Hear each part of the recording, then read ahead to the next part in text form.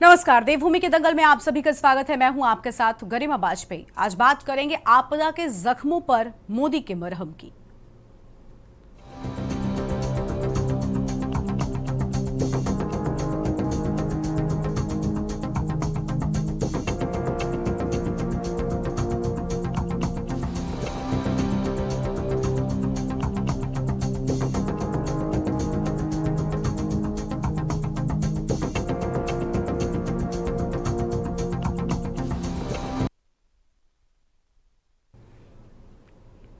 प्रधानमंत्री नरेंद्र मोदी ने आज उत्तराखंड के आपदाग्रस्त इलाकों का हवाई सर्वेक्षण किया और उसके बाद उच्च स्तरीय बैठक में भाग लेने की बात सामने आई, जिसमें आपदा से जुड़े सभी पहलुओं पर विस्तार से चर्चा होने की बात कही गई।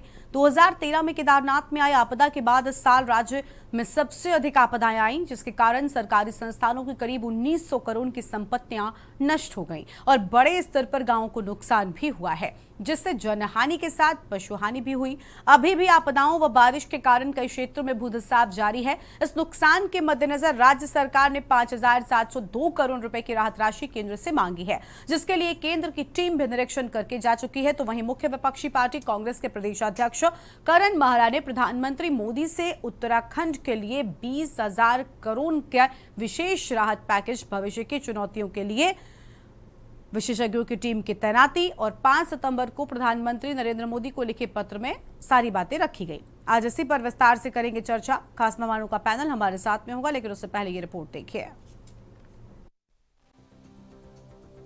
आपको बता दें कि उत्तराखंड में आपदाग्रस्त क्षेत्रों का दौरा करने के लिए केंद्र सरकार की टीम देहरादून पहुंची थी। टीम ने सबसे पहले आपदा से हुए नुकसान को लेकर आपदा प्रबंधन सचिव व संबंधित विभागों के अधिकारियों के साथ खास बैठक कर जानकारी ली थी। उत्तराखंड में मानसून सीजन के दौरान उत्तरकाशी, चमोली, पौड़ी, रुद्रप्रयाग, बागेश्वर, नैनीताल जिलों में काफी नुकसान हुआ है। प्रदेश सरकार की ओर से नुकसान की क्षतिपूर्ति के लिए केंद्र सरकार से आपदा मद की मांग की गई है। प्रदेश सरकार ने प्राथमिक स्तर पर नुकसान का आकलन कर केंद्र सरकार को भेज दिया था, जिसके चलते केंद्र की टीम ने प्रदेश के इन सभी जिलों का दौरा किया था। केंद्र की ओर से आई टीम ने 2 ग्रुपों में विभिन्न जिलों का दौरा किया था और अधिकारियों के साथ बैठक कर नुकसान का आकलन किया। आपको बता दें कि मानसून सीजन के दौरान लगातार बारिश का दौर अभी भी जारी है। विभिन्न इलाकों में भारी बारिश की वजह से काफी नुकसान हुआ है। प्रदेश सरकार की ओर से प्रभावितों को हर संभव सहायता प्रदान की जा रही है। प्रभावितों को उचित मुआवजा और उनका सही तरीके से विस्थापन हो, इस दिशा में कार्य किया जा रहा है। अब केंद्र की ओर से क्षति का आकलन हो जाने के बाद जो धनराशि जारी की जाएगी, उससे प्रभावित क्षेत्र का विकास होगा और वहां पर फिर से स्थिति को सामान्य करने में मदद मिलेगी, जिसको लेकर आज प्रधानमंत्री नरेंद्र मोदी ने भी उत्तराखंड के आपदाग्रस्त इलाकों का हवाई सर्वेक्षण किया। प्रधानमंत्री नरेंद्र मोदी देहरादून के जौली ग्रांट एयरपोर्ट पहुंचे। यहां से मुख्यमंत्री पुष्कर सिंह धामी के साथ आपदाग्रस्त इलाकों का हवाई सर्वेक्षण करने के लिए रवाना हुए। इसके बाद देहरादून में अधिकारियों के साथ उच्च स्तरीय समीक्षा बैठक कर दिल्ली लौट जाएंगे। देखिए, वो भारत सरकार के स्तर पर आदरणीय प्रधानमंत्री जी का, आदरणीय गृह मंत्री जी का मैं बहुत धन्यवाद करता हूं उत्तराखंड की जनता की तरफ से कि जब भी हमारे यहाँ पर कोई भी ऐसी आपदा आई है, उन्होंने हमेशा बढ़ चढ़ कर हमारे राज्य का सहयोग भी किया है, हमको सहायता भी की है, हर प्रकार से हमारा मनोबल भी बढ़ाया है। और आदरणीय प्रधानमंत्री जी का आपदाग्रस्त क्षेत्रों का दौरा है और हम सब उसकी तैयारी कर रहे हैं। आदरणीय प्रधानमंत्री जी आएंगे, निश्चित रूप से जो हमारे राज्य का ऐसा प्रत्येक जनपद इस आपदा में प्रभावित हुआ है, सभी का मनोबल भी बढ़ेगा। और निश्चित रूप से केंद्र की टीम भी पहले ही आ गई है।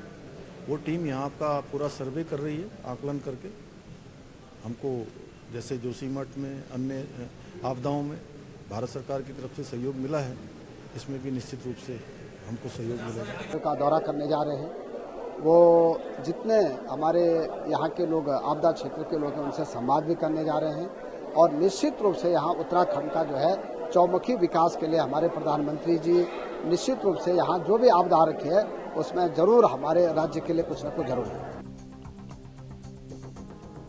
वहीं प्रदेश कांग्रेस अध्यक्ष करण माहरा ने प्रधानमंत्री नरेंद्र मोदी से उत्तराखंड के लिए 20,000 करोड़ का विशेष राहत पैकेज, भविष्य की चुनौतियों के लिए मांगा है। विशेषज्ञों की टीम की तैनाती और 5 सितंबर को लिखे पत्र में रखी गई प्रमुख मांगों को दोहराया है। करण महारा ने प्रधानमंत्री नरेंद्र मोदी से अलग और विशेष राहत पैकेज जारी करने की मांग करते हुए कहा कि पहले उन्होंने 10,000 करोड़ की सहायता का आग्रह किया था, लेकिन हालात की गंभीरता को देखते हुए अब यह राशि अपर्याप्त है। धामी सरकार ने केंद्र से केवल 5,700 करोड़ रुपए मांगे हैं, जबकि अकेले जोशीमठ के पुनर्निर्माण में लगभग 6,000 करोड़ की आवश्यकता है। उन्होंने पिछले वर्ष की जोशीमठ आपदा का उल्लेख करते हुए कहा कि इतनी बड़ी राशि सिर्फ एक क्षेत्र के लिए जरूरी है। महारा ने राज्य के अन्य आपदा प्रभावित इलाकों का भी जिक्र किया, जहां लोगों को अभी तक कोई राहत नहीं मिली है। करण प्रयाग के बहुगुड़ा ग्राम में 35 मकान क्षतिग्रस्त हुए, लेकिन प्रभावित परिवारों को सहायता नहीं मिली है। गोपेश्वर और नैनीताल में लगातार भूस्खलन हो रहे हैं। खटिया, खाती गांव, भराड़ी, सौंग और धारचूला जैसे क्षेत्रों में भी आपदाएं आई हैं, पर अब तक आर्थिक मदद नहीं पहुंची। उन्होंने स्पष्ट किया कि कुल मिलाकर उत्तराखंड को कम से कम 20,000 करोड़ की आर्थिक सहायता दी जानी चाहिए, ताकि गांवों का पुनर्निर्माण किया जा सके। महारा ने यह भी कहा कि आकलन के लिए टीम भेजने के बजाय केंद्र और राज्य सरकार को वैज्ञानिकों, भूवैज्ञानिकों और विशेषज्ञों की टीमें भेजनी चाहिए। ये टीमें आने वाले समय में संभावित आपदाओं का आकलन कर उत्तराखंड को तैयार करने की ठोस रूपरेखा प्रस्तुत कर सकती हैं। देखिए, मैंने पीएम मोदी से मांग की है कि उत्तराखंड को अलग से राहत पैकेज दी जाए, और मैंने पत्र जिस दिन लिखा था उसमें और आज मेरे आंकड़ों में परिवर्तन आया है। मैंने 10,000 करोड़ की मांग की थी, सरकार ने 5700 करोड़ मांगा है। पर मेरा ये मानना है कि अकेले जोशीमठ को, जो पिछले वर्ष की घटना घटे पिछले 2 सालों में, जोशीमठ को ही ठीक करने में 6,000 करोड़ रुपए की आवश्यकता है। उसके अलावा आपने बहुगुणा ग्राम देखा होगा कर्णप्रयाग में, उसमें जो 35 मकान टूटे, उन लोगों को अभी तक भी उसी स्थिति में रखा गया है। गोपेश्वर में जो घटना घटी वो हाल है। नैनीताल में बलिया नाले से लेके तमाम जो है वो दरक रहा है। ऊपर खटिया हो गया, खाती गांव हो गया, भराड़ी हो गया, सौंग हो गया, वहाँ भी आपदा आई हैं, वहाँ का को पैसा नहीं मिला। धारचूला में बहुत जगह ऐसी घटना घटी, वो पैसा नहीं मिला। निश्चित रूप से माननीय प्रधानमंत्री जी हमारे भी प्रधानमंत्री हैं, आपका स्वागत है उत्तराखंड में, लेकिन सिर्फ एक राजनीतिक दौरे के रूप में इसे न देखा जाए। बीजेपी पूरा प्रचार राजनीतिक दौरे के रूप में कर रही है। हमने बिल्कुल माननीय प्रधानमंत्री जी से भी आग्रह किया है, हम आपके माध्यम से आग्रह भी कर रहे हैं कि इस आपदा को, धराली आपदा हो चाहे थराली आपदा हो, उत्तराखंड में जहां जहां आपदा आई है इन्हें राष्ट्रीय आपदा घोषित किया जाए, और हमारे पूरे प्रदेश में लगभग जो आकलन हमारा है लगभग 10,000 करोड़ के आसपास का मुआवजा हमारे प्रदेश को दिया जाए। देखिए, ये आपदा का जो समय है, ये आपदा प्रभावितों को मदद करने का समय है, ये कोई राजनीति करने का समय नहीं है। प्रधानमंत्री जी आपदा प्रभावितों से मिल रहे हैं, जो लोग आपदा प्रबंधन के काम में लगे हुए हैं उन लोगों के साथ में मिल रहे हैं। क्या किया जाना चाहिए इसकी रणनीति बनाने के लिए वो पूरी तरह से जुटे हुए हैं। इसलिए ये महत्वपूर्ण नहीं है कि कांग्रेस के लोग मिलें या कोई मिले या न मिले, क्योंकि चाहे कोई भी दल के लोग हों, किसी भी पार्टी के लोग हों, उनको आपदा के समय में सरकार के साथ में खड़ा होना चाहिए। आपको बता दें कि केदारनाथ त्रासदी के बाद सबसे बड़ी आपदा इस साल उत्तराखंड में आई है। इसके चलते कई करोड़ का नुकसान सरकारी संस्थानों को झेलना पड़ा है। बड़े पैमाने पर गांवों को भारी नुकसान हुआ है। जनहानि के साथ साथ पशु हानि भी हुई है। उत्तरकाशी, चमोली, रुद्रप्रयाग और बागेश्वर सहित कई जिलों में आपदाएं आई हैं। हालांकि अभी भी ऐसा नहीं है कि सब कुछ थम गया हो।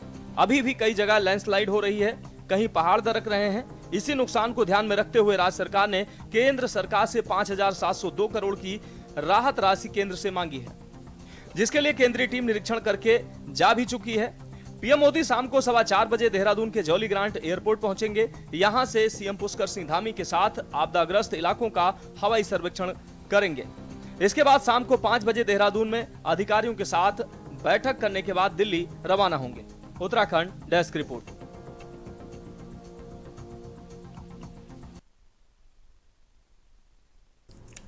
और इसी मुद्दे पर आज विस्तार से करेंगे चर्चा। खास मेहमानों का पैनल हमारे साथ में जुड़ रहा है। कमलेश रमन जी है प्रदेश प्रवक्ता बीजेपी की ओर से, आशीष सैनी जी है प्रदेश प्रवक्ता कांग्रेस पार्टी की ओर से, और शांति प्रसाद भट्ट हमारे साथ में है, केंद्रीय उपाध्यक्ष है उत्तराखंड क्रांति दल की ओर से, ब्रिगेडियर कर्नल कैलाश देवरानी जी अध्यक्ष एसएसएम की ओर से, कुलदीप राणा जी हमारे साथ में हैं, वरिष्ठ पत्रकार हैं। सभी मेहमानों का बहुत बहुत स्वागत है। कुछ जुड़ चुके, कुछ आगे हमारे साथ में चर्चा का हिस्सा बनेंगे। शुरुआत कर लेंगे सबसे पहले शांति प्रसाद भट्ट जी हमारे साथ में अभी बने हुए हैं उत्तराखंड क्रांति दल की ओर से। शांति प्रसाद जी, राहत पैकेज को लेकर कांग्रेस की विशेष मांग कितनी जायज है? और देखिए, कांग्रेस पार्टी की ओर से बड़े आरोप भी लगाए जा रहे थे कि सही तरीके से रेस्क्यू नहीं किया गया। 7 सदस्यीय टीम जब आकलन करने के लिए पहुंची तब भी कई सारे सवाल उठे। आज तो खुद प्रधानमंत्री जायजा लेंगे, तो उसको लेकर क्या कहना चाहेंगे आप? देखिए गरिमा जी, प्रधानमंत्री जी का दौरा निश्चित रूप से उत्तराखंड राज्य को लाभप्रद होगा, ऐसा हमारा मानना है। विपक्ष के नेता होने के नाते जो आकलन उन्होंने किया है, सरकार की तरफ से अभी तक ऐसा कोई खंडन नहीं आया है कि ये जो राशि है बहुत ज्यादा है।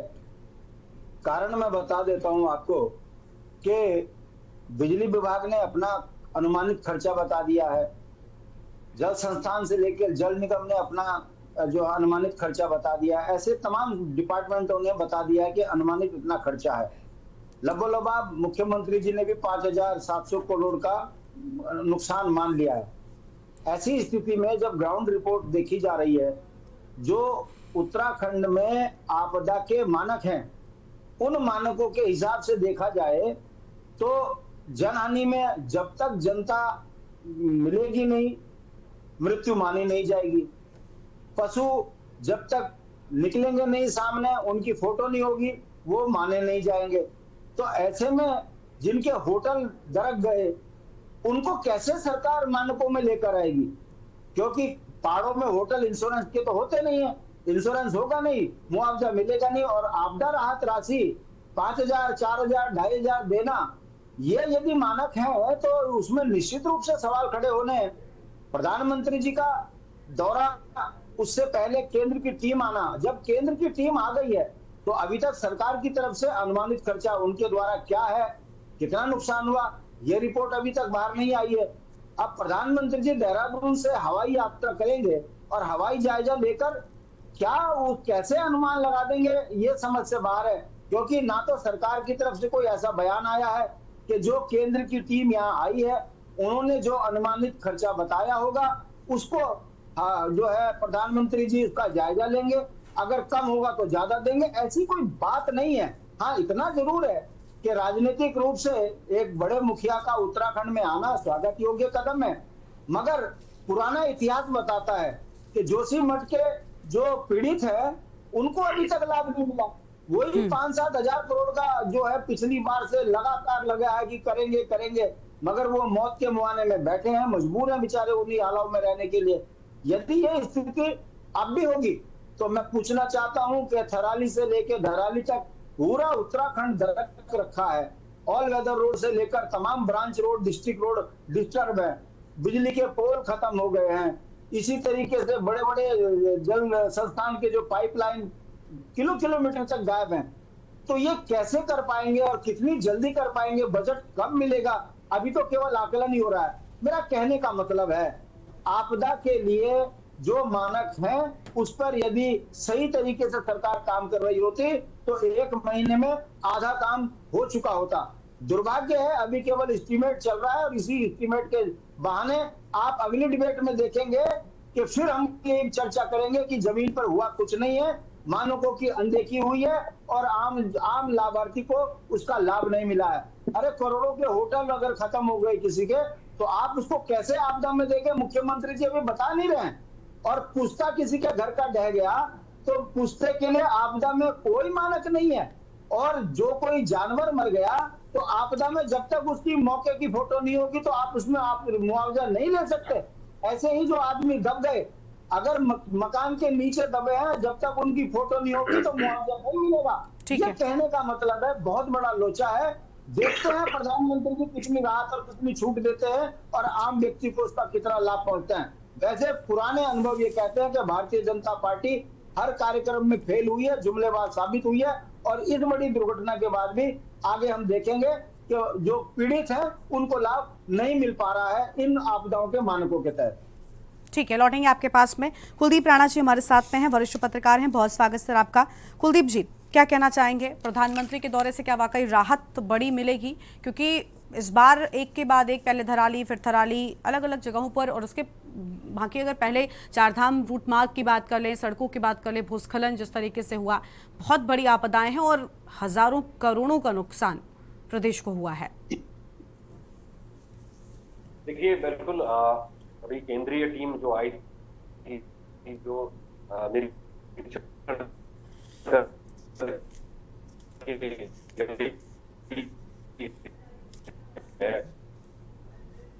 और उसने किस प्रकार का आकलन किया और उसने आका है, ये तो आने वाले जो तरह का नुकसान यहाँ पर हुआ है, कुछ सार्वजनिक संपत्ति जो है उसका भी नुकसान हुआ है, निजी संपत्तियां जो है उसमें लोगों के घर हैं, निजी व्यवसाय हैं, अपने होटल्स हैं, इस प्रकार की अन्य जो पशुधन है जो नुकसान हुआ है वो अलग।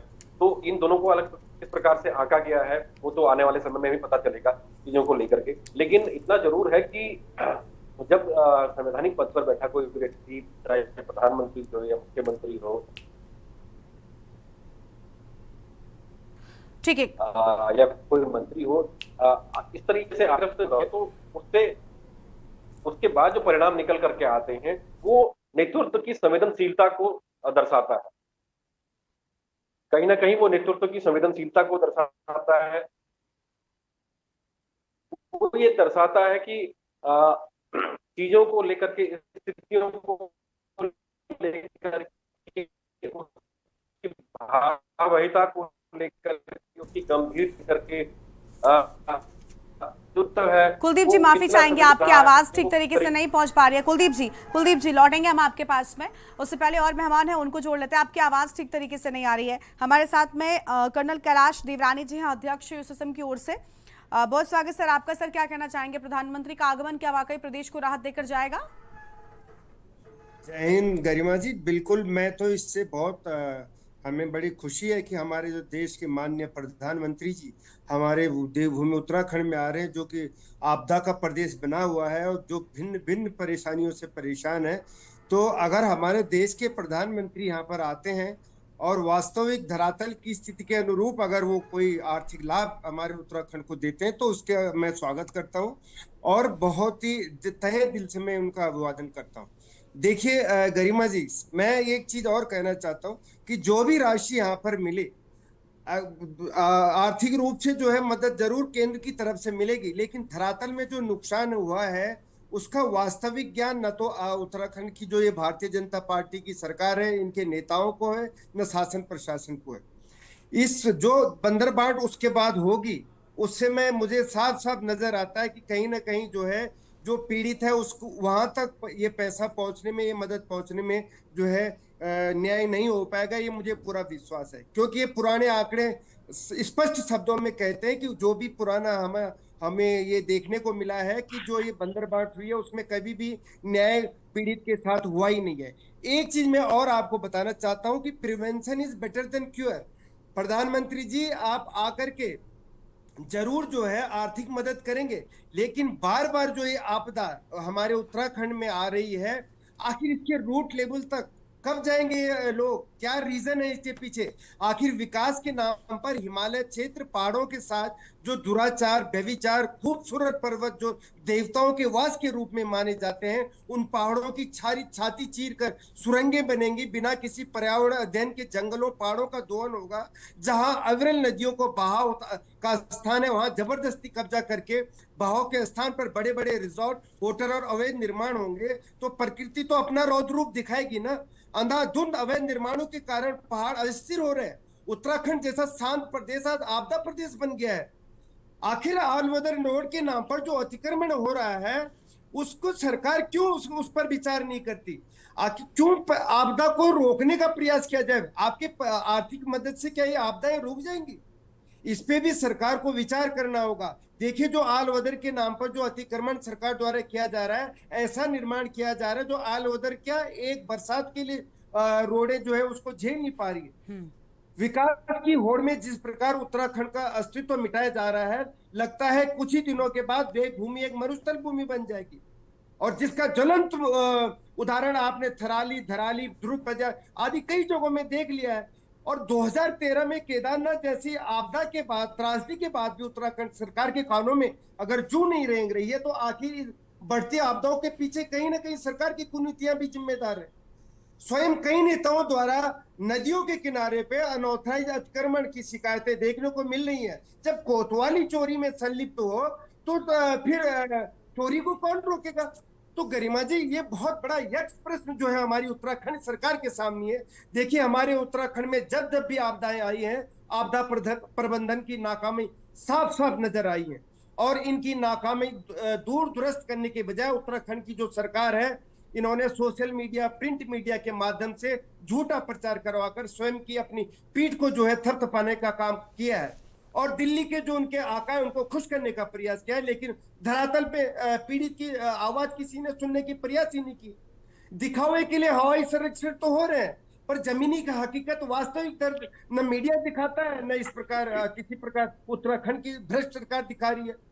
तो आप बताइए, इन घोटालों बाजों की सरकार जो है, भ्रष्टाचारियों की सरकार, इनसे क्या हम वो कर सकते हैं कि अगर आर्थिक मदद हमें केंद्र की तरफ से मिलेगी तो वो जन जन तक पहुंचेगी? मुझे तो इसमें भी बहुत बड़ा एक जो सवालिया निशान नजर आता है। मुझे तुलसीदास जी की वो रामचरितमानस का वो दुआ याद आता है, जब जब हो धर्म की हानि तब तब बड़े असुर अधम अभिमानी, तब तब धरी प्रभु विविध शरीरा, हरे कृपा निधि सज्जन पीरा। अब तो मैं, हे ईश्वर, मैं तो भगवान से यही प्रार्थना करता हूँ, हे देवभूमि उत्तराखंड के देवताओं और पितरों, कि आओ और 2027 में कम से कम एक ऐसा मनुष्य इस उत्तराखंड की देवभूमि में आए जो ऐसे भ्रष्टाचारियों से हमें जो है निजात दिला सके। मैं तो यही आशा प्रभु से करता हूँ।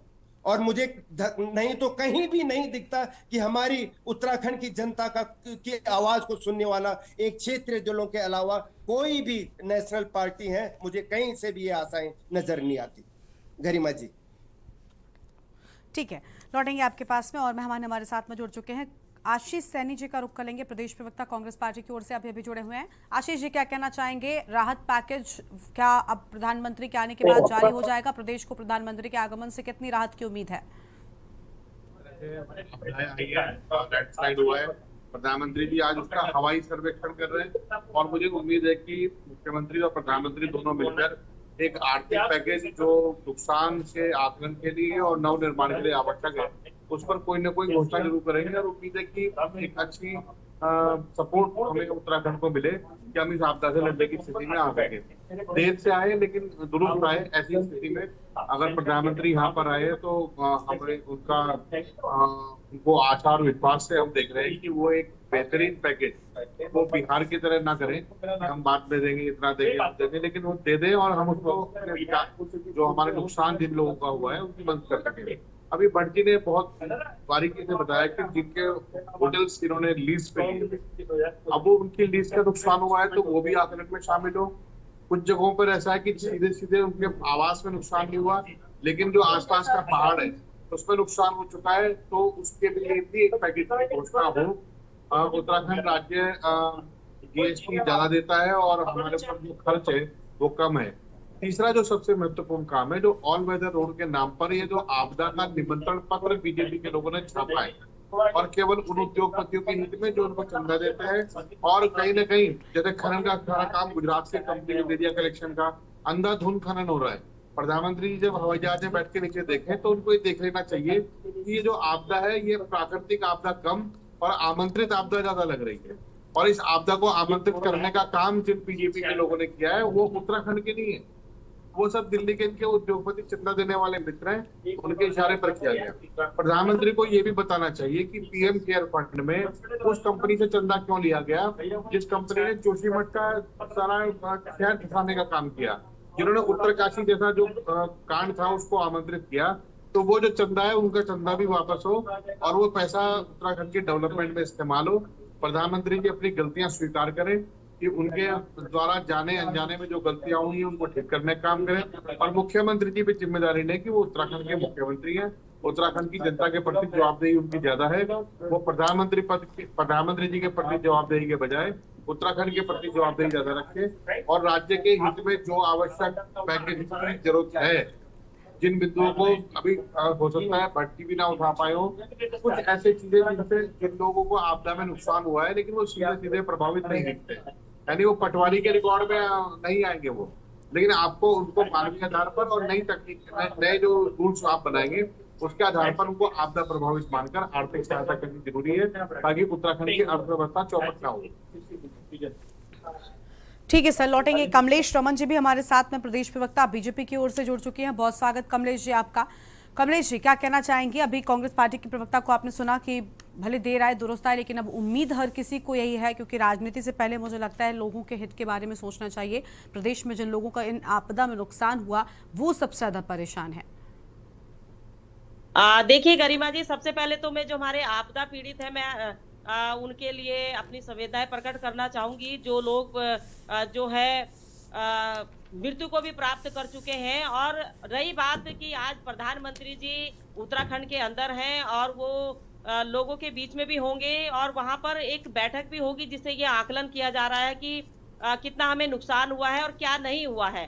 देखिए, प्रधानमंत्री जी के आने से पहले केंद्र की टीम यहाँ पर पहुंची गरिमा जी, और उन्होंने ये आकलन पूरे जहां पर भी हमारी आपदाएं हैं उनका आकलन करने का काम किया कि हमें क्या नुकसान हो रहा है और हम क्या उसको बेहतर तरीके से दोबारा उस जनजीवन को सुचारू कर सकते हैं। इस पर काम करने की आवश्यकता है। और केंद्र की सरकार का हमेशा आशीर्वाद उत्तराखंड के ऊपर बना रहा है। पर मैं अभी कुछ बातें सुन रही थी, मुझे सारे भाइयों की बातें अभी मैंने लास्ट में सुनी, कर्नल साहब की भी सुनी और सैनी जी की भी सुनी। देखिए, जो सबसे ज्यादा काम करता है ना गरिमा जी, उसी को सुनने को मिलता है। जो सबसे अच्छा काम करता है उसी के काम में गलतियां भी निकालने का जो है लोग काम करते हैं। अगर मैं परिवार की बात करूं तो परिवार में भी ऐसे ही होता है। सामाजिक संगठनों की बात करूं तो वहां भी, और राजनीतिक तौर पर तो सबसे ज्यादा जो काम करता है उसी के पीछे लोग पड़ते हैं, उसी की गलतियां निकालने का काम करते हैं। अब अगर रही बात आपदा की, तो सबसे पहले एक बात बताइए मुझे, माननीय मुख्यमंत्री जी, सबसे पहले जहां पर भी आपदा आई हो, कहीं पर भी पूरे प्रदेश के अंदर, तो माननीय मुख्यमंत्री जी ने जाने का काम किया। उन्होंने कोई कोताही नहीं बरती। पहले ऐसे मुख्यमंत्री हैं जो पीड़ितों के बीच में जाकर के प्रवास करते हैं, वहां पर धरातल पे जाकर के लोगों के बीच में उनकी पीड़ा को सुनने का काम करते हैं, और ये पूरी कोशिश करते हैं कि कैसे हम इनके जन जीवन को दोबारा सुचारू करने का काम करें। और जो अन्य लोग होते हैं, जो मैंने कहा ना, जो काम में नेकबीन निकालने का काम करते हैं, वो विपक्षी दल है वो। और वो विपक्षी दल केवल अपनी राजनीति के लिए लोगों के बीच में बने रहने की कोशिश करता है, क्योंकि वो ये कोशिश तो करता नहीं है कि मदद कैसे होगी, बल्कि उस मदद में कैसे हम लोग गलतियां निकाल सके, उसकी तरफ ज्यादा विपक्ष का मुझे लगता है ध्यान होता है। और आज जब मुख्यमंत्री प्रदेश के अंदर है, तो भाई कौन सा, मुझे एक बात बताइए, कौन सा समय ऐसा रहा होगा जब मुख्यमंत्री जी प्रदेश के साथ में नहीं खड़े रहे होंगे? आपदा आई तब भी, कोई परेशानी हुई तब भी, हमेशा प्रधानमंत्री जी ने उत्तराखंड को विशेष पैकेज के साथ अपना आशीर्वाद देने का काम किया। प्रधानमंत्री जी नहीं आ रहे थे तब विपक्ष ये कह रहा था जी प्रधानमंत्री जी ने आकर के नहीं देखा। अब जब प्रधानमंत्री जी आ रहे हैं तब भी विपक्ष को परेशानी है, समझ में ये नहीं आता। और फिर ऊपर से मेरे केवल दो सवाल है कि जोशीमठ की कंपनी, जोशीमठ वाली जो टनल बनाने वाली कंपनी से 50 लोगों को जनता क्यों लिया आपने? आशीष सैनी जी रुक जाइए प्लीज। उत्तरकाशी की टनल बनाने वाली कंपनी से चंदा लेंगे। आशीष जी बीच में नहीं बोलिए प्लीज। आशीष जी प्लीज, आपसे विनती है सर, बीच में मत बोलिए, आपकी आवाज नहीं आती है, सिर्फ समय बेकार जाता है। प्लीज इसके बाद मैं आपके बाद दोबारा आ जाऊंगी, आप तब बोल लीजिएगा प्लीज सर, विनती है, बीच में मत बोलिएगा। उनको कंप्लीट करने दीजिए, फिर जितने सवाल आपके पास है वो सब उठाइएगा। कमलेश जी ठीक है मैम, बोलिए। कमलेश जी आप भी वही करती है, बोलिए, अभी बोलिए। आशीष जी प्लीज सर शांत हो जाइए, प्लीज सर, विनती आपसे, बोलिए मैडम। कमलेश जी रुकिए, पहले आशीष जी को ही सुन लेते हैं। आशीष जी आप जवाब तभी देंगे जब वो बोल रही हैं। एक तरीका होता है ना डिबेट में बैठने का। प्लीज सर, आप हमेशा उसी रवैये पर आ जाते हैं, मुझे बार बार आपको टोकना पड़ता है। सर प्लीज विनती है, आप मुझे बताइए, आपने क्या काम किया, आपकी सरकार ने क्या काम किया वो बताइए। आशीष जी मैं आपसे बार बार कह रही हूँ, आप चुप हो जाइए please. Ashish ji please sir, कर लिया था क्या बताइए, बोलने का मौका दीजिए, मैं आपके पास आऊंगी, तब जो कुछ बोलना है बोलते रहिएगा प्लीज सर। बोलिए कमलेश जी आप बोलिए, आशीष जी आप बीच में बोलेंगे नहीं। 2013 में गड़बड़ी की वो आपकी पार्टी में बैठा हुआ है। कमलेश जी आप रुक जाइए पहले, कमलेश जी आप पहले रुक जाइए, कमलेश जी रुक जाइए। आशीष जी आपको सुनाई दे रहा है? नहीं मुझे ये कह रहे हैं नहीं, पहले आपको पहले सुनिए, सुनाई दे रहा है कि नहीं सुनाई दे रहा है? सिर्फ हाँ ना में जवाब दीजिए। आशीष जी आपको सुनाई दे रहा है सर? आपको आवाज मिल रही है? गलत तरीका है। ये कांग्रेस के खिलाफ बोलेंगे, सवाल पूछेंगे तो जवाब देना पड़ेगा ना इनको। आशीष जी, आप मेरी बात सुनेंगे या सिर्फ बोलने आए हैं? सुना भी जाता है। नहीं तो इन्होंने अपनी बात कहाँ कही? सुना भी जाता है। आप बोल चुके ना, आप बोल रहे थे वो बीच में बोले। आपको डिबेट में बैठने का तरीका नहीं पता, बस बीच में कभी भी कहीं भी बोलने लग जाना है। सही से बैठना है और बोलना है तो बोलिए, अदरवाइज चुप रहिए प्लीज सर। अगर विपक्ष सुन नहीं सकता तो आशीष जी, अब दोबारा बीच में मत बोलिएगा प्लीज, दोबारा बीच में मत बोलिएगा। मैंने बोला ना आपसे, पूरा टाइम बेकार करते हैं आप। सुन नहीं सकते भाई। आज प्रधानमंत्री जी, कमलेश जी आप चुप रहिए, अभी बोला ना आपको चुप रहने को। प्लीज मैडम, आप सब लोग एक दूसरे के बीच में बोलते नहीं और सारा समय यूं ही खा जाइए। आशीष जी प्लीज सर। नहीं, आप नहीं बताएंगे मुझे इनसे क्या पूछना है। आप नहीं बताएंगे मुझे इनसे क्या पूछना है। आप अपनी बारी में बोलिएगा प्लीज सर। नहीं बैठना अगर वाकई आपको डिबेट में, तो आप जाइए। विपक्ष की आलोचना करेंगे बैठ के? ये कोई इनका राम कथा चल रही है इनकी? अच्छा, आपकी राम कथा चल रही है सैनी जी। चलिए आप लोग आपस में मत लड़िए प्लीज। कमलेश जी आप बोलिए, आशीष जी आप बोलेंगे नहीं। आशीष जी को म्यूट कर दीजिए। डिबेट में बैठने का तरीका बिल्कुल भूल कर आते हैं आप लोग कभी कभी। चलिए कमलेश जी आप बोलिए। जी देखिए गरिमा जी, अभी प्रधानमंत्री जी आए हैं और जो उनकी टीम यहाँ पर आई, जिन्होंने 15 दिन पहले से यहाँ पर ये आकलन करने की कोशिश करी है कि हमारा क्या क्या नुकसान हुआ है, और यहाँ से जितने भी प्रस्ताव बनकर के माननीय प्रधानमंत्री जी के सामने रखे जाएंगे, और माननीय मुख्यमंत्री जी ने भी ये प्रस्ताव रखा है कि हमें ज्यादा से ज्यादा बजट मिले ताकि हम लोगों को दोबारा से उसी जनजीवन पर ला सके, उसी पटरी पर ला सके जहां जहां पर हमारी आपदाएं आई हैं। देखिए हमारे मवेशियों का भी नुकसान हुआ है, हमारे लोगों का नुकसान हुआ है, जान भी गई है, लोगों के घर भी टूटे हैं, लोगों के बच्चे आज परेशान हैं। हम उन्हें अच्छी शिक्षा देना चाहते हैं, हम उन्हें अच्छा स्वास्थ्य देना चाहते हैं, हम उन्हें भोजन देना चाहते हैं, हम उन्हें कपड़े देना चाहते हैं, उनको आवास देना चाहते हैं, सुरक्षित स्थान पर रखना चाहते हैं। इसके लिए आज प्रधानमंत्री जी यहाँ आए हैं। वो हमें क्या बजट देते हैं, उसके बाद अगर विपक्ष बोले तो अच्छा लगेगा। अगर कुछ कम बजट मिलेगा तो बोले तो अच्छा लगेगा। भाई अच्छा काम कर रहे हैं तो सराहना भी कर सकते हैं, बुरा काम कर रहे हैं तो आप गलत भी कह सकते हैं, कोई मना नहीं है, विपक्ष को पूरा अधिकार है। लेकिन आप प्रधानमंत्री जी के अभी तक वो आए हैं, अब वो आकलन कर रहे हैं, सारी चीजों को देखेंगे, हमें कितना बजट मिलेगा, कितना काम करेंगे। ठीक है, आपके पास लौटेंगे, विस्तार से आपको सुनेंगे। और मेहमान भी हमारे साथ में जुड़े हुए, उनके साथ में अपनी चर्चा को हम आगे बढ़ाएंगे। उससे पहले देवभूमि के दंगल में एक छोटे से ब्रेक के लिए यहाँ पर रुकने, कहीं बजाएगा फौरन हाजिर होंगे।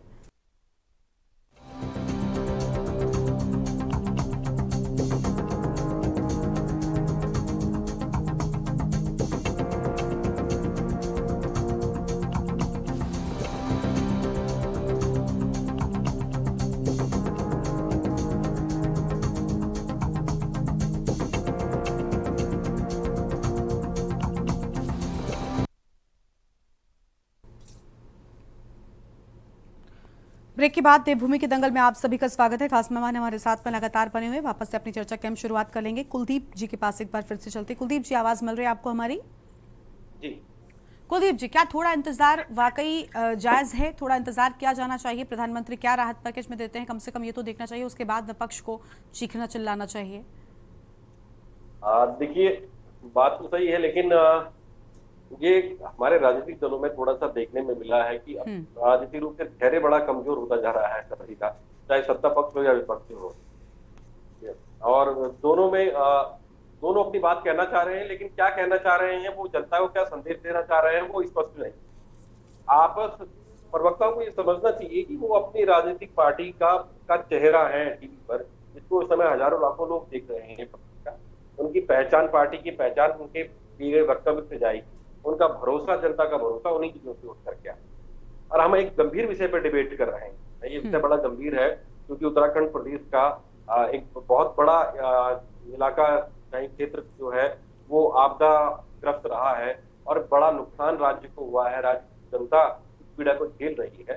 तो ऐसे में हमें थोड़ा सा गंभीरता के साथ इन चीजों को देखना चाहिए। निसंदेह प्रधानमंत्री आए हैं, मैंने पहले भी ये बात कही कि प्रधानमंत्री कागज लेकर के कोई ये आकलन नहीं करेंगे कि कितनी सड़क टूट गई या कितने पुल गिर गए। वो उस घटना की भयावहता को महसूस करने आ रहे हैं।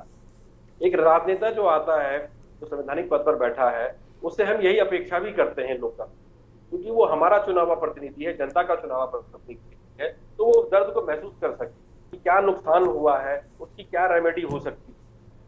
आकलन करके टीम चली गई है, तो कमेटी आई थी, कमेटी आई थी, तो आकलन करके चली गई, ठीक है।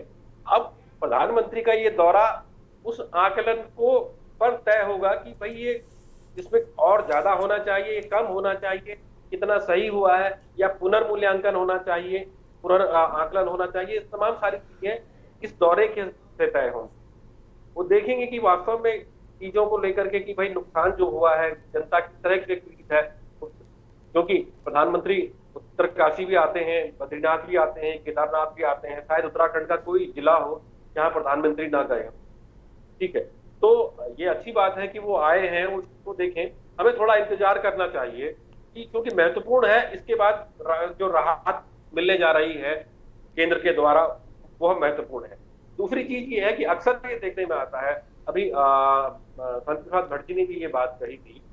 देखिए, हमने जोशीमठ वाली एक घटना हुई और उसमें पर्यावरण को लेकर के बड़े इशू, ठीक है, मुद्दे दरअसल कुछ दिनों तक ही रहते हैं, जब तक टीवी चैनलों में है तब तक ही मुद्दे जीवित है।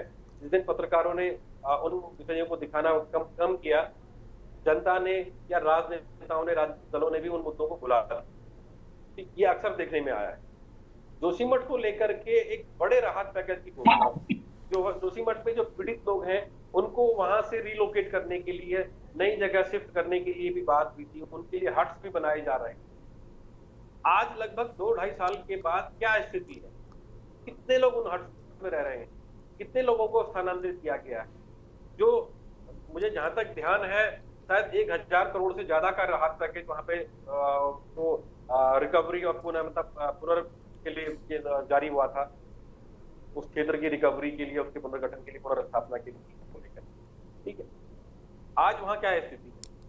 अगर जोशीमठ जैसे क्षेत्र के लिए, एक तहसील में के लिए अगर 1000 करोड़ से ज्यादा की राहत राशि अगर दी जाती है, तो इस समय तो प्रदेश की अनेक तहसील इस आपदा के दायरे में है, एक बड़ा इलाका है, तो इससे आकलन किया जा सकता है।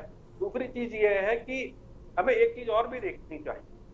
कई बार हम जब राहत पैकेज की बात करते हैं तो राहत पैकेज में हम जो नुकसान हुआ है, जो टूट फूट हुई है, जो बह गए हैं, हम उनकी बात होती है। लेकिन इससे इतर भी जो नुकसान होता है पहाड़ में खासकर, क्योंकि कई युवा ऐसे होंगे जो चारधाम यात्रा में को देखते हुए रोजगार की दृष्टि से उन्होंने लोन लेकर के कोई वाहन लेता है, कोई अपना होम स्टे डेवलप करता है, कोई छोटी सी दुकान लगाता है, इस तरह के अपने रोजगार के उपक्रम करते हैं। अब आपदा में वो सारी चीजें नष्ट हो गई, गाड़ी ली थी, गाड़ी बह गई। अब वो व्यक्ति, बैंक तो दरवाजे पे खड़ा है ना, कि वो तो लोन की किस्त चाहिए हर महीने की, उस व्यक्ति को क्या राहत राशि मिलेगी?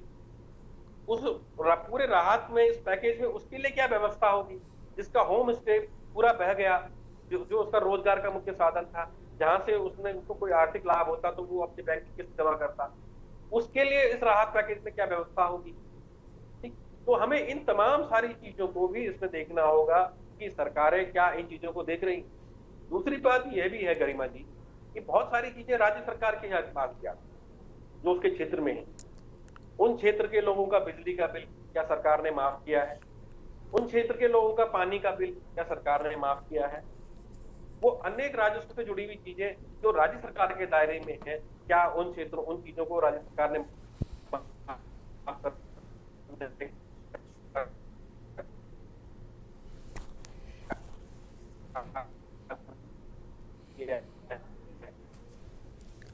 ठीक है कुलदीप जी, आपकी बात आ गई, आपकी आवाज भी नहीं आ रही ठीक तरीके से, माफी चाहेंगे।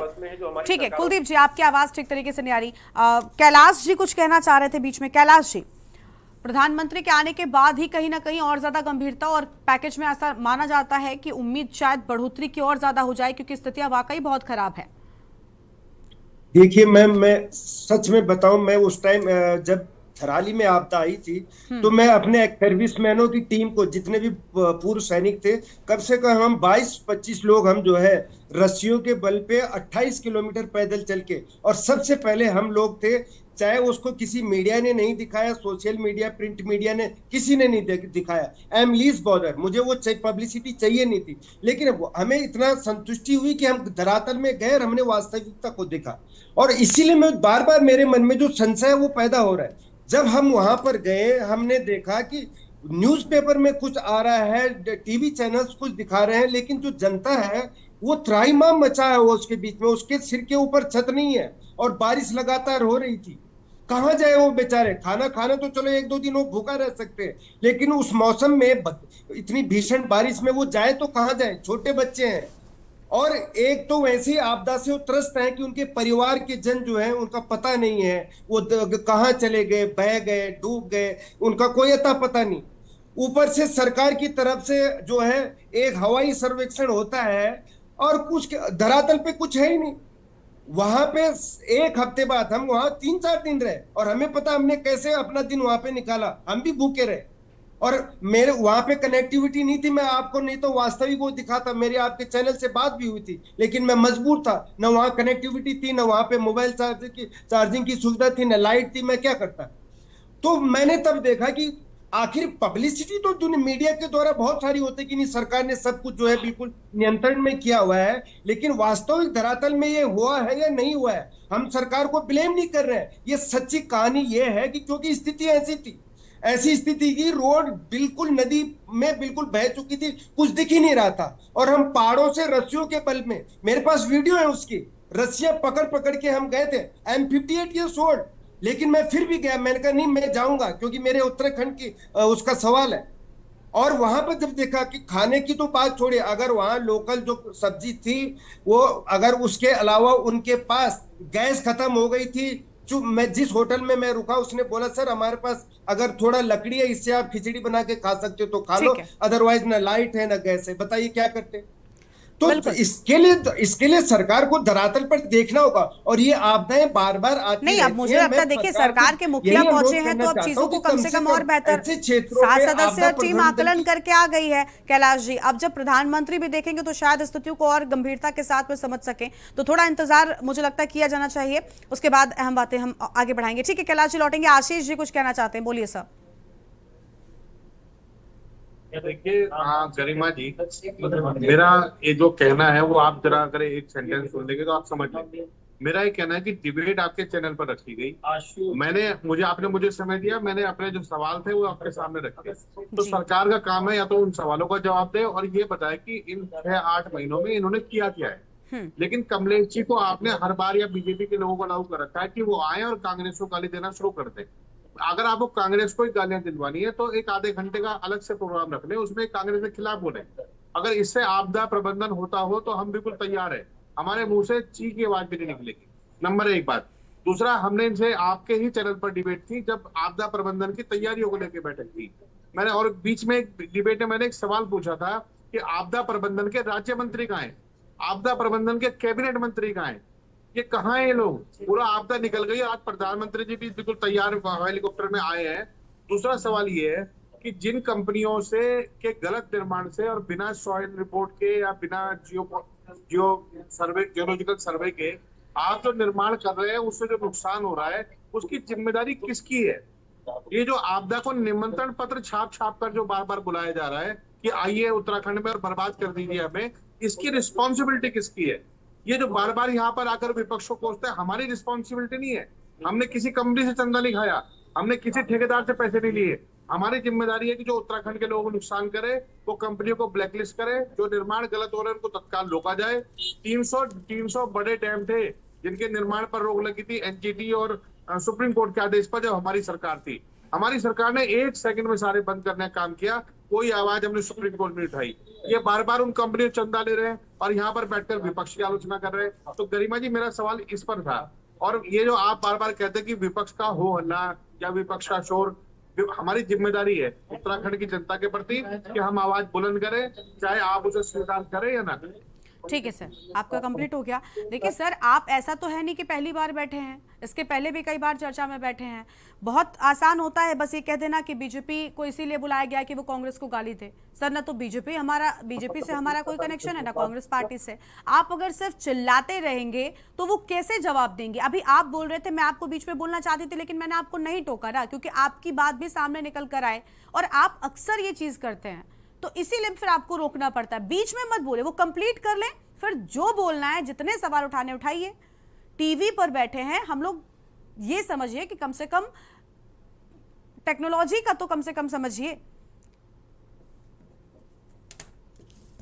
एक साथ सबकी आवाज नहीं आती है, बस इसीलिए आपको बार बार रोकना पड़ता है। मुझे उम्मीद है कि कम से कम आप इस टेक्निक को समझेंगे। ठीक है, लौटेंगे आपके पास में। यूकेडी से शांति प्रसाद भट्ट जी हैं। शांति प्रसाद जी, क्या कहना चाहेंगे? विपक्ष की जिम्मेदारी होती है आवाज उठाना, जनता के साथ खड़े रहना, विपक्ष को भी जनता का ही एक पार्ट माना जाता है, लेकिन विपक्ष अगर सिर्फ शोर मचाएगा, सिर्फ विरोध करने की नियत से ही आप हमेशा खड़े हो जाएंगे, तो आप वाकई जब सच में आवाज उठा रहे होंगे ना, शायद तब भी आपको गंभीरता से नहीं लिया जाएगा। वो कोई भी हो, ये सिर्फ यूकेडी के लिए मैंने नहीं पूछा, मतलब बोला, ये पूरे विपक्षों के लिए बोला है। मैं गरिमा जी आपको चुनौती के साथ कह रहा हूं, अगर भारतीय जनता पार्टी के प्रवक्ता यहाँ पर जवाब दे दें।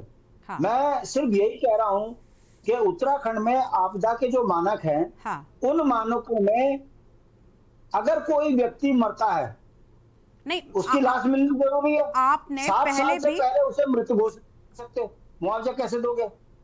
मकान ढहने के ऊपर आपदा में 5,000 7,000 रुपए का बनता है, आपदा में मकान ढहने का कुछ प्रावधान ही नहीं है। ठीक है, नहीं देखिए शांति प्रसाद जी, मेरी एक बात ऐड ऑन मैं करना चाहती हूँ आपके साथ, मैं सिर्फ ऐड ऑन करना चाहती हूँ, आप बोल लीजिएगा। आपने अपने पहले जवाब में भी यही कहा था कि देखिए एलिजिबिलिटी क्राइटेरिया राहत पाने के लिए बहुत कम है, लेकिन उसका इससे मतलब नहीं है। मुझे लगता है उसके लिए एक अलग लड़ाई लड़नी होगी ना, कि भाई कौन से लोग कितने मुआवजे के लिए एलिजिबल होते हैं। ये तो आपदा हर साल प्रदेश में आती है, तो मैं वही तो कह रहा हूँ। हाँ। कि इन 20-25 सालों में यहाँ की सरकारें आपदा की नीति नहीं बना पाई। यही कारण है कि जोशीमठ के अंदर जो नुकसान हुआ है उसके लिए मानक ही पूरे नहीं हो रहे। आप यहाँ पर 5,000 करोड़ 10,000 करोड़ 20,000 करोड़ बोल के थोड़ी ना कर दोगे। आप उत्तराखंड की जनता को आपदा से सीधा इमीडिएट क्या राहत दे रहे हो? अब जिसने होटल लीज पे लिया होगा उसके लिए क्या प्रावधान है? या तो लीज बंद करवाओ उत्तराखंड में, या जिसका होटल बिना इंश्योरेंस के 2 करोड़ 4 करोड़ का है उसके लिए क्या मानक है? मानक नहीं होंगे तो 5,000 7,000 रुपए की चेक तो मिलेंगे और फिर आप भटकते रहो। कहने का मतलब है विभाग ने तो अपना आंकड़ा दे दिया, विभाग को पैसा मिल गया, 40% कमीशन भी हो गया, सब काम हो गया। अभी हमारे आशीष जी बोल तो रहे हैं कि जिस कंपनी ने राज्य बर्बाद किया उससे तुमने 50 करोड़ चंदा ले लिया। ये अगर नीति है आपदा की तो इसमें तो 25 साल से हम आम जनमानस परेशान हो रहा है। इसके रेमेडी क्या है? प्रधानमंत्री जी हवाई दौरा कर जा रहे हैं, चलो पैसा मिल गया, जमीन में जो पीड़ित है उसको क्या लाभ मिल रहा है ये आंकड़ा तो बताएं कि भाई एक होटलियर का होटल गिरा, सरकार ने उसे 5 करोड़ रुपए दिए। मान जाए वो वाकई आपदा में सरकार ने, अरे भाई यहाँ तो आप दाल में जा रहे, वहां बेचारा फाइल ले लेके घूम रहा, आत्महत्या करने को तैयार हो गया, उसको बेचारे को जोशीमठ वाले का जब तुमने कुछ नहीं करा, केदारनाथ वाले जो पीड़ित थे उनका कुछ नहीं करा, तो भाई आप यहाँ बता दीजिए धराली में कौन सा आपको तूफान ले आओगे? ये 5,000 7,000 करोड़ की जो बात कर रहे हो इसका लाभ कौन लेगा? हम कोई गलत थोड़ी ना कह रहे हैं, सरकार हमारी है, हम तो चाहते हैं कि हमारी सरकार इतना बढ़िया काम करे कि हम बोलने लायक ना रहे। ठीक, मगर क्या करें, दुर्भाग्य हमारा ये चंदा चोर, ये कमीशन खोर, ये भ्रष्टाचारी, ये आपदा में अवसर ढूंढे, ये और उसके बाद नौटंकी हवाई यात्राओं में होगी। तो हमारा तो नेता होने के नाते हमारे सवाल खड़ा करना बनता है। ठीक है, आम जनमानस को लाभ नहीं मिल रहा है, ये कड़वी सच्चाई है और भाजपा के शासन। चलिए अब कमलेश जी से जवाब लेते हैं। नहीं, कमलेश जी से जवाब लेते हैं। कमलेश जी प्रदेश प्रवक्ता है भारतीय जनता पार्टी के। कमलेश जी देखिए, ये एक बहुत अलग मुद्दा है कि आखिर अब तक नीति क्यों सही नहीं बन पाई। जब आपदा प्रभावित प्रदेश, मुझे लगता है सबसे पहले और सबसे ज्यादा असर प्रदेश पर पड़ता है। आम दिनों में भी अगर बरसात ज्यादा हो जाए तो शायद कई जगहों पर भूस्खलन की घटनाएं सुनने को मिल जाती होंगी। बावजूद इसके जो क्राइटेरिया शांति प्रसाद जी की ओर से बोला गया ये बहुत कम है और नुकसान बहुत ज्यादा होता है। लोगों का पूरा घर तबाह हो जाता है, कुछ हजारों रुपए का मुआवजा महज उन्हें दे दिया जाता है। कई बार तो जब तक शव नहीं मिलता तो पता ही नहीं, मतलब अलग अलग चीजों पर उन्होंने बहुत सारे लूपहोल्स बताए हैं शांति प्रसाद जी ने। इन नीतियों को ठीक करने का प्रयास कभी सरकार ने क्यों नहीं किया? बिल्कुल गरिमा जी, देखिए मैंने पहले ही कहा ना कि एक आरोप लगाना बहुत आसान होता है, लेकिन ये आरोप नहीं है मैम, सवाल उठाना होता क्या है। इसीलिए मैं कहती हूँ कि विपक्ष को बड़ी गंभीरता, सुनिए, इसीलिए मैं कहती हूँ कि विपक्ष को बहुत गंभीरता से मुद्दे उठाने चाहिए, हो हल्ला के साथ नहीं, क्योंकि बड़ी आसानी से मौका सत्ता पक्ष को मिलता है विरोध करना और विपक्ष की आवाज को ऐसे ही टाल देना। कमलेश जी, ये बिल्कुल ठीक बात नहीं है। हर एक चीज आरोप नहीं हो सकती, सत्यता भी होती है कुछ चीजों में। आरोप लगाते हैं और चोर बनाने की पूरी कोशिश करते हैं कि सत्ता पक्ष जो है या सरकार जो है वो चोर है, कुछ काम नहीं कर रही। देखिए, अगर काम नहीं होता धराली में, चमोली में, पौड़ी अरे में, क्या या सवाल, कहीं पर मेरा भी, क्या सवाल है तो कमलेश कहीं जी, तो मेरा शांति क्या प्रसाद सवाल है? जी को शांति लोग प्रसाद जी कैसे की बात का आप दिखाई जवाब देते हैं कि दीजिए। हमें कुछ नहीं मिला है। शांति प्रसाद जी की बात का जवाब दीजिए कमलेश जी। काम कर रही है कमलेश जी, ठीक है, मैं रोक रही हूँ उनको। कमलेश जी, आपको आवाज मिल रही है? मैडम शांति प्रसाद जी की बात का जवाब दीजिए। लोगों को जिनके मकान ढह गए उनको आज तक मुआवजा नहीं मिला। कैसी बात कर रहे हैं आप? झूठ क्यों बोलते हैं? बिल्कुल शांति प्रसाद जी, आप बिल्कुल सही कह रहे हैं और आपकी पीड़ा है, मैं समझ सकती हूँ भाई, आप क्षेत्र के लोगों की पीड़ा है आपके मन में, आप कह सकते हैं, लेकिन सरकार का पूरा कर्तव्य है और सरकार इस काम को कर रही है। भाई प्रधानमंत्री जी आए हैं ना, थोड़ा सा पेशेंस रखिए ना। 5-5 लाख के दिए हैं ना, अभी जो हमारी जो शुरुआती प्राथमिकी थी हमारी, लोगों को सुरक्षित स्थान पे पहुंचाने। ठीक है शांति प्रसाद जी, एक साथ नहीं प्लीज। कमलेश जी को जल्दी से बोलने दीजिए। मैम जल्दी से क्लोजिंग स्टेटमेंट दीजिए प्लीज। भोजन देने का काम किया, लेकिन मुझे लगता है कि ना तो शांति प्रसाद जी के अंदर कोई पेशेंस नाम की कोई चीज है और ना ही पूरे विपक्ष के अंदर। हर विपक्ष यही सोचने की कोशिश करता है। हेलो, आ रही आवाज जी? देखिए, मैंने कहा ना कि विपक्ष केवल आरोप लगाएगा और ये कहेगा जी सरकार ने कुछ काम नहीं किया। भाई मुख्यमंत्री जी सबके बीच में जा रहे हैं, सबसे आकलन कर रहे हैं, हमारी पूरी टीम काम कर रही है, आपको सुरक्षित स्थानों पे भेजने का काम कर रही है, वहाँ राशन भेजने का काम कर रही है। हाँ, ये बात मैं मान सकती हूँ कि जो कर्नल साहब कह रहे थे कि जब वो शुरुआती दिनों में वहां पर आपदा के क्षेत्र में गए, उस बात को मैं एक्सेप्ट कर सकती हूँ कि वहां पे कनेक्टिविटी नहीं थी, वहां पर 2 से 3 दिन तक सड़क नहीं बन पाई, इस तरीके से हमें परेशानी रही। हमारे कर्मचारी तमाम जो आपदा प्रबंधन हमारा विभाग था। ठीक है मैम, ठीक है। देखिए सुनिए, आपने पहले तो सवाल को नहीं समझा, आपने पहले तो सवाल को नहीं समझा। जो सवाल विपक्ष ने उठाए हैं, ये सत्ता पक्ष की जिम्मेदारी बनती है कि उनका जवाब दिया जाए। आप ठीक है, प्रधानमंत्री आ रहे हैं, सारी बातें ठीक है, उनको हम विरोध करने से रोक लेंगे, लेकिन क्या आम जनता के लिए जो काम आपको करने हैं वो आप नहीं करेंगी? उससे आप बच जाएंगी किसी भी कीमत पर नहीं। विपक्ष उनके साथ खड़ा हुआ नजर आता है और हमेशा विपक्ष उनकी आवाज उठाएगा। ठीक है, उम्मीद है कि चीजें बेहतर होंगी, आपदा प्रभावित लोगों को ज्यादा से ज्यादा मदद मिल सकेगी ताकि स्थितियां बेहतर हो सके। शुक्रिया आप सभी मेहमानों का हमारे साथ जुड़ने के लिए, हम बातचीत के लिए। भूमि की दंगल में इतना ही। तमाम बड़ी खबरों के लिए आप देखते रहिए न्यूज़ इंडिया। नमस्कार।